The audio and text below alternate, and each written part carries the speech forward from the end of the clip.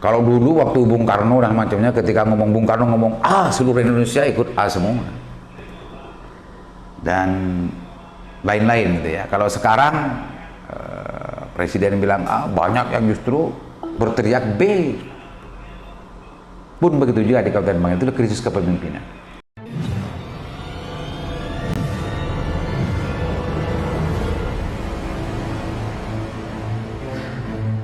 Assalamualaikum warahmatullahi wabarakatuh. Kembali berjumpa dengan saya dalam hari acara Sandasan Tafakkur, Sandasan Tadarrus.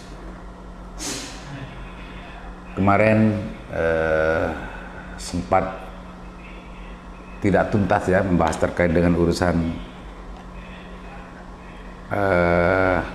refleksi politik menatap Bangkalan tahun 2004 yang diadakan IKMABA, Ikatan Mahasiswa Bangkalan. Sempat muncul beberapa pertanyaan, apa solusinya dari dua catatan yang sempat saya berikan kepada teman-teman adik-adik IKMABA kemarin. Krisis kepemimpinan dan surplus pengetahuan, defisit kesadaran. Dari dua catatan ini sebetulnya ini yang menjadi fakta di Kabupaten Bangkalan, dan saya melihat tidak hanya di Kabupaten Bangkalan, di Indonesia pun terjadi semacam itu. Pokok persoalannya krisis kepemimpinan dalam konteks pengertian bahwa sudah banyak orang yang hari ini muncul bendir TV, merasa menjadi pemimpin sendiri, merasa punya kekuatan sendiri, merasa bisa ngatur sendiri, dan lain-lain sebagainya. Sehingga krisis kepemimpinan di sini tidak ada yang mau dipimpin gitu. Banyak yang tidak mau dipimpin, lebih pasnya begitu. Banyak yang tidak mau dipimpin. Itu salah satu perspektif pengertian krisis kepemimpinan yang hari ini terjadi gitu ya. Kalau dulu waktu Bung Karno dan macamnya, ketika ngomong Bung Karno ngomong A, seluruh Indonesia ikut A semua. Dan lain-lain gitu ya. Kalau sekarang Presiden bilang A, banyak yang justru berteriak B. Pun begitu juga di Kabupaten Bangka, itu krisis kepemimpinan. Ada distrust, ada semacam kekurang percayaan terhadap pemimpin yang ada hari ini. Begitu juga yang terjadi di Kabupaten Bangkalan akhir-akhir ini terkait dengan urusan tahapan pilkada serentak. Ada banyak korban di situ, ada sekian banyak korban, ada banyak percekcokan di desa-desa karena P2KD dianggap melampaui kewenangan yang diberikan oleh aturan dan yang lain-lain. Ada banyak kelompok-kelompok yang justru mau menutup peluang orang untuk ikut berkontestasi di situ. Semua itu dilakukan karena memang berawal dari semacam ketidakpercayaan terhadap kepemimpinan, atau memang orang-orang yang punya wewenang itu gampang dan mudah untuk diatur. Tidak ada integritas di sini. Tidak ada integritas di sini. Itu krisis kepemimpinan. Banyak muncul orang-orang yang berani, orang-orang yang nekat, orang-orang yang meskipun itu tidak baik secara etis, tapi bangga untuk dilakukan. Kalau dulu hal-hal yang dianggap sesuatu yang memalukan, itu sekarang diperjuangkan seolah-olah itu sesuatu yang sangat membanggakan. Itu hari ini, karena dia merasa bangga bisa mengatur orang yang punya kewenangan. Dia merasa, kelompok ini merasa bangga karena dia mampu untuk mengatur dan mendikte orang yang punya kewenangan. Nah, di sini salah satu bentuk definisi krisis kepemimpinan. Catatan yang pertama ini berkaitan juga linear dengan catatan yang kedua, adalah yaitu tentang surplus pemahaman tapi defisit kesadaran. Pemirsa Tafakkur, karena sekarang bulan puasa gitu ya, sering kita mendengarkan, terlibat dalam perbincangan di warung-warung kopi, di musola-musola, di tempat di mana-mana, atau ketika bicara teman-teman mahasiswa di small club discussion yang membahas dan mempelajari persoalan-persoalan besar, persoalan-persoalan rumit, persoalan-persoalan sulit. Itu bisa dinalar dan itu bisa dipahami dengan metodologi-metodologi yang luar biasa modern hari ini. Dalam konteks pemahaman berdemokrasi, dalam konteks pemahaman aturan berdemokrasi dan lain sebagainya, sama dengan small club dan small club atau di warung-warung kopi itu, mereka paham, ngerti, tahu. Tapi kemengertian dan tahunya mereka justru tidak dijadikan sebagai pedoman untuk bersikap dan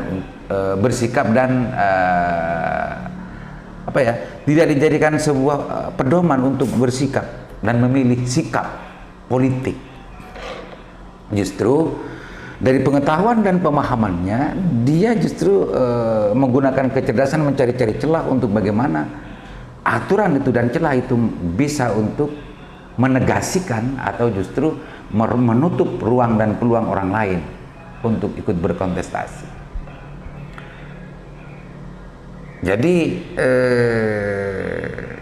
kata sederhananya ya, karena ini tafakur, kata sederhananya, bukan orang bodoh mereka, baik penyelenggara pemilunya, penyelenggara pilkadesnya, bukan orang bodoh. Mereka adalah orang-orang yang tahu dan paham, minimal diberitahu dan paham gitu ya, terkait dengan apa yang dilakukan dan kebijakan apa yang akan dipilih. Lebih sederhana lagi sama dengan orang yang orang Madura secara umum ya, dan orang Indonesia secara lebih khususnya orang Madura secara umum, orang Indonesia. Orang beragama itu seluruhnya, khususnya beragama Islam, tidak ada yang tidak tahu bahwa sholat fardu itu wajib. Sholat itu wajib. Duhur, asar, maghrib, isya, subuh itu wajib.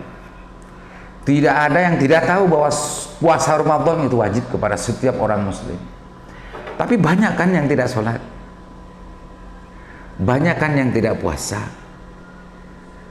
Jadi mereka bukan tidak tahu, mereka tidak puasa dan tidak sholat bukan karena tidak tahu terhadap ketentuan hukum wajibnya, tapi dia tidak punya kesadaran terhadap kewajiban yang dibebankan oleh dia.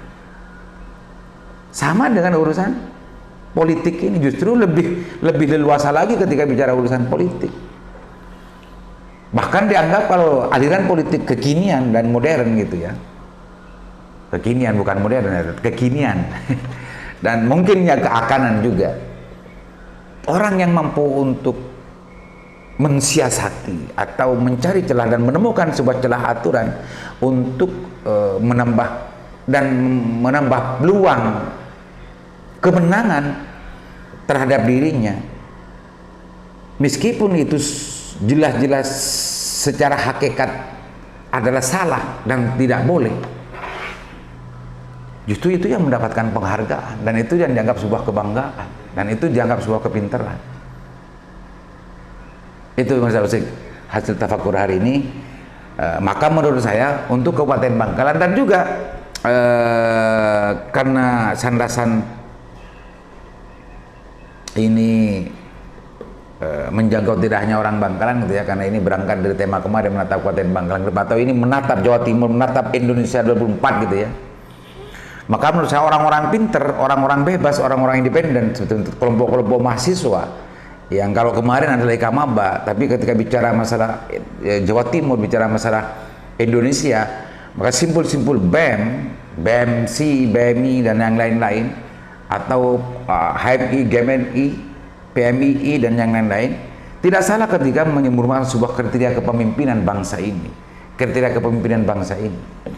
Ya kalau pusat ya presiden, kalau provinsi ya gubernur, kalau kabupaten ya kriteria pemimpin kabupaten, kriteria bupati yang solutif terhadap persoalan daerahnya. Itu lebih bagus menurut saya. Maka kemarin saya menitipkan kepada adik-adik Ikamaba untuk merumuskan itu, apa kepemimpinan yang seperti apa yang dibutuhkan, pemimpin seperti apa yang bisa memberikan solusi terhadap persoalan yang ada di Kabupaten Bangkalan untuk Kabupaten Bangkalan. Dengan logika yang sama, kriteria pemimpin yang seperti apa yang dibutuhkan di Jawa Timur, kriteria pemimpin seperti apa yang dibutuhkan di Indonesia. Maka hari ini sebetulnya yang bebas, yang dianggap independen, kelompok yang dianggap independen adalah kelompok mahasiswa yang dianggap gitu ya independen, meskipun tidak steril juga dari sentuhan-sentuhan politik para seniornya. Pemirsa Tafakur, itu saja sebuah tambahan ya, dan bisa dikatakan rekomendasi lah kepada pihak-pihak mahasiswa khususnya yang masih dianggap sebagai kelompok independen dan bebas, lepas dari kepentingan kelompok dan partai.